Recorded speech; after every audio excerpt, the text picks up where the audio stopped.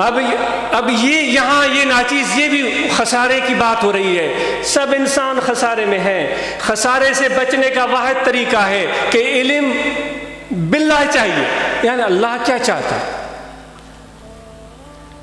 علم بأوامر اللہ تو ہے، اللہ کا حکم یہ ہے، اللہ کا حکم یہ ہے، اللہ کا حکم یہ ہے.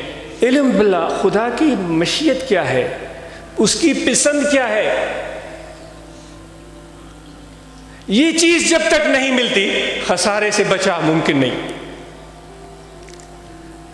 اب یہ دو طبقاتی نظام چلتے ہیں ہمارے ملک میں.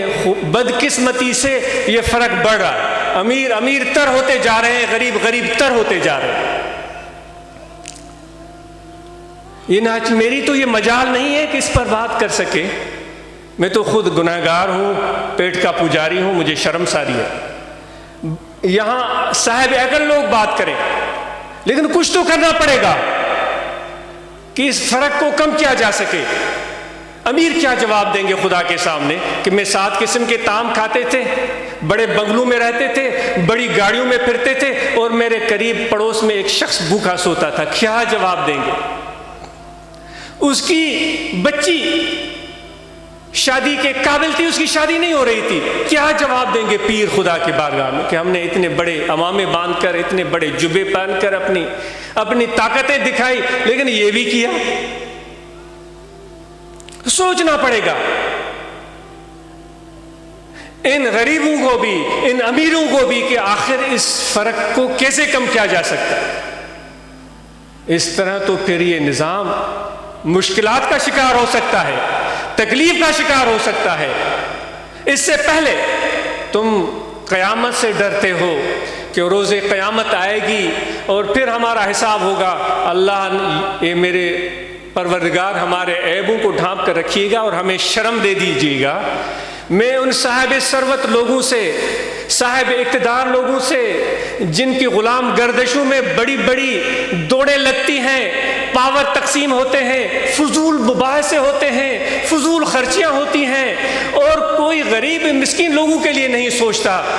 ان کو ڈرنا چاہیے خدا کی اس پکڑ سے، اس قیامت سے پہلے یہاں کوئی قیامت نہ آ جائے، خدا کی طرف سے کوئی پکڑ دھکڑ نہ شروع ہو جائے.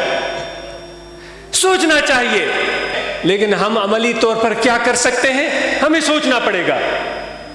مجھے امید ہے کہ ہر فقیر اپنے اپنی بساط کے مطابق ضرور کام کرتا ہوگا. کیا کبھی آپ نے کسی کو تکلیف میں دیکھ کر آنکھیں پھیر تو نہیں لی فقیر؟ کسی کو بیماری میں دیکھ کر کہیں ایک فقیر نے دوسرے فقیر سے آنکھیں پھیر تو نہیں لی؟ اس کے پھٹے پرانے کپڑے دیکھ کر اس کو یوں ہاتھ تو اس سے ملانا بھی گوارا نہیں کیا؟ کیا ایسا تو نہیں ہوا؟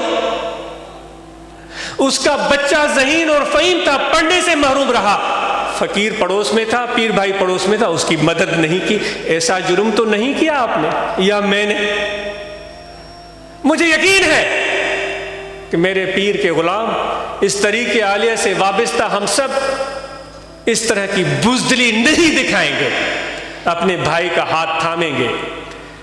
جس کے بچے کو تعلیم چاہیے، اس کو اپنے مرض کے لیے علاج چاہیے، اس کو اپنی بچی کی شادی کے لیے پیسے چاہیے، ہم ہاتھ تھامیں گے. ایک ہاتھ نہیں، 10 فقیروں کے ہاتھ آگے بڑھیں گے. اس گرے ہوئے کو اٹھا کر سینے سے لگائیں گے. اس کی بچی نہیں، ہماری بچی ہے. اس کا بیٹا نہیں، ہمارا بیٹا ہے. اس کی بچی کا گھر آباد ہوا، میری بچی کا گھر آباد ہوا.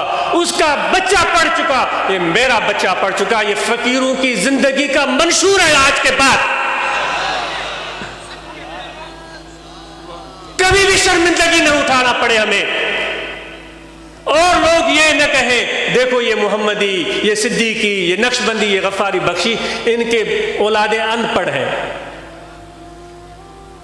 ان کو اسکول تک تعلیم میسر نہیں، کالج تک نہیں پڑھے، یونیورسٹی تک نہیں پڑھے. ہمیں اپنے بچوں کو پڑھانا ہے، ہمیں اپنے بچیوں کو پڑھانا ہے، لائق فائق اور بہترین انسان بنانا ہے، کیونکہ ہم چاہتے ہیں کہ اس دنیا سے، ہمارے اس ملک سے اندھیرے ختم ہو.